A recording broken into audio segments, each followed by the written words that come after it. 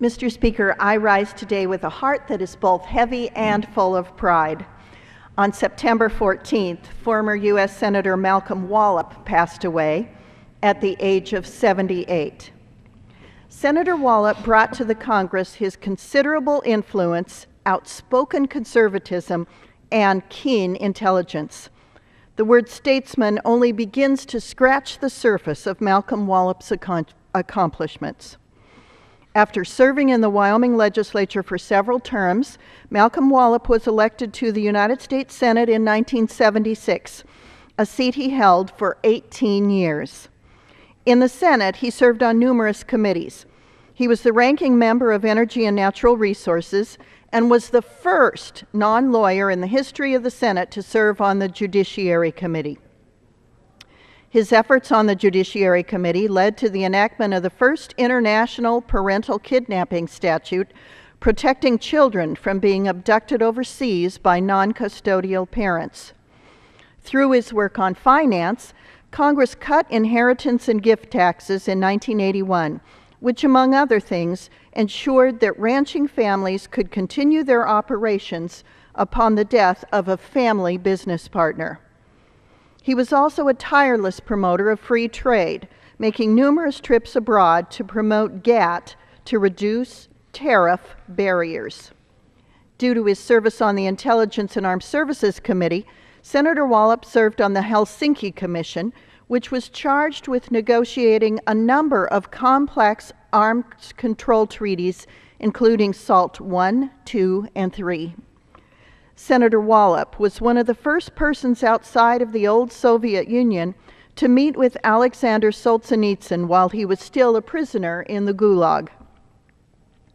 In the cowboy state, Senator Wallop was a champion of protecting the Western way of life, including an amendment to the 1980 Clean Water Act prohibiting federal usurpation of state water rights and an amendment to the Surface Mining Control Act that directed the federal government to compensate owners of mineral rights for the loss of the right to mine. Senator Wallop was one of the first legislators to lead the charge against the war on the West, which subordinated states' rights and severely limited multiple use of our public lands. In 1984, the Republican senator partnered with Democrat John Breaux of Louisiana to author the Wallop-Breaux Sport Fishing Restoration Act to promote boat safety and fish habitat conservation, along with enhancing fishing opportunities, including those of the handicapped. Senator Wallop was also committed to education and volunteerism. In 1979, Congress passed his legislation establishing the Congressional Awards Program, which is privately funded and is the only volunteer award given in the name of Congress. Wyoming is proud to have the most active participation in that program. Upon his retirement from Congress, Senator Wallop founded Frontiers of Freedom, a conservative think tank promoting individual freedom, fewer federal regulations, and smaller government. He was a man of supreme integrity, incredible intellect, and a quick wit, humble to a fault, and exceedingly kind. I am told he always had time to ask a Capitol Hill elevator operator or police officer about their family on his way to a vote. He had a tremendously devoted staff, many of whom worked for him for the full 18 years of his tenure in the Senate.